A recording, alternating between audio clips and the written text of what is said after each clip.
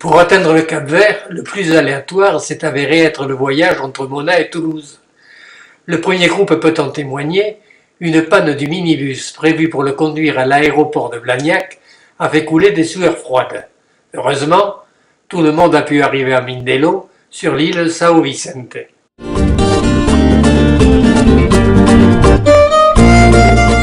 Jean Diraud, enfant de Cap-Vert, nous accueille à la sortie de l'aéroport. C'est lui qui a déjà guidé le premier groupe.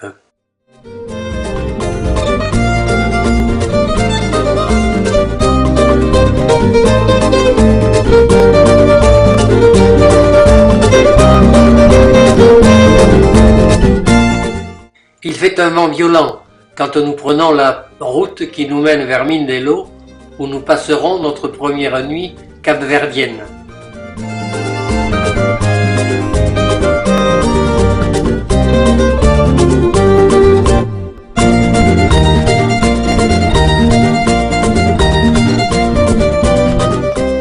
Nous ne passons qu'une seule nuit à Mindelo, et le lendemain matin, embarquement sur le ferry qui assure la liaison régulière avec Porto Novo, sur l'île de Santo Antão.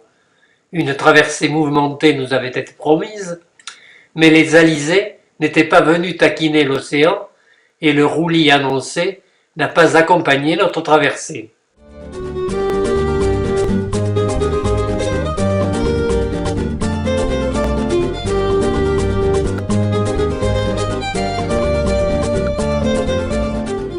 L'île de Santo Antão, où nous allons aborder, est l'île de naissance de Jean Diraud qui sera notre guide pour toutes nos randonnées.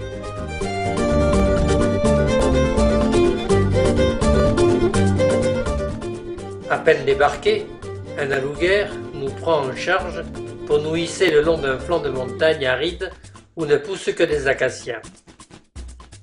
Après une longue montée, il nous dépose au fond d'une cuvette circulaire, la Cova de Paul, cratère dont le fond plat est aujourd'hui cultivé. C'est le point de départ d'une longue descente qui malmènera genoux ou plante des pieds.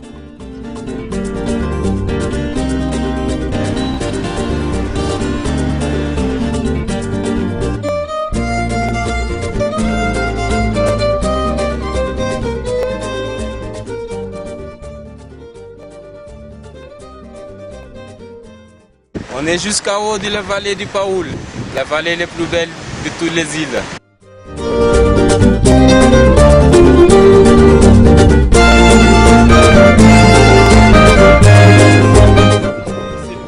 La sécheresse sévit ici depuis 8 mois.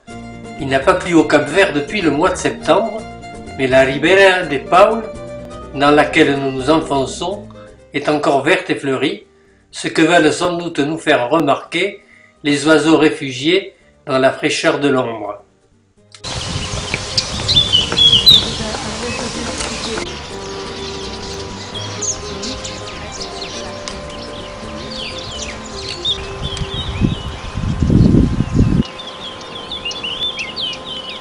La raideur de la pente que nous descendons permet de mieux mesurer le travail qu'a nécessité l'aménagement des centaines de terrasses.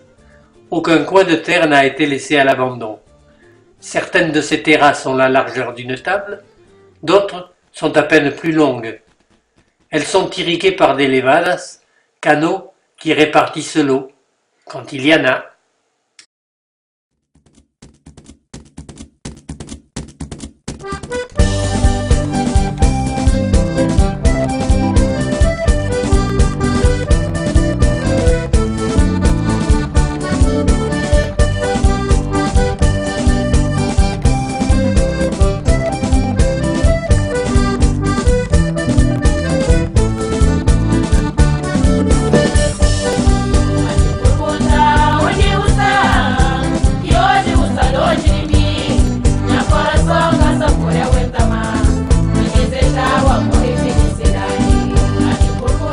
Après une pause au dernier hameau de la vallée, la descente continue sur la route pavée qui se termine en bord de mer.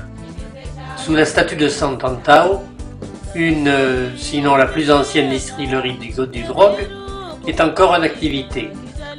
L'antique trapiche qui sert à presser la canne à sucre pour en extraire le jus, est encore actionnée par des bœufs. Nous la visitons sous la conduite de Jean Diraud. Donc il y a 3 personnes qui travaillent ici dessus. Un de l'autre côté pour mettre la canne, un autre ici pour le virer, pour bien presser, et un autre qui va tourner avec les 2 taureaux. Donc le jus il va descendre là. Donc il descend là, il y a le truc là qui se met. C'est ça le lambic. Ah, c'est ça. Donc ici comme vous voyez la paille qu'ils ont fait et la canne qu'ils ont croisée, après ils vont faire du feu, ils vont le mettre là, ça va chauffer le rhum et le rhum il va sortir, il va directement là-bas, il va sortir en bouteille. Donc normalement ils font 2 opérations. Le premier il est à 100% d'alcool, donc il recupère, il remet encore. Et après le deuxième il est à 45 degrés. D'accord. Et quand tu changes de bouteille à bouteille, tu perds 3 degrés. Il reste 42 degrés. Et le jus pour faire le mélasse, c'est pas le même canne. Le jus vient directement fraîche là-bas pour aller là-bas pour faire cuire 24 heures. Pendant 24 heures, il faut mettre du feu.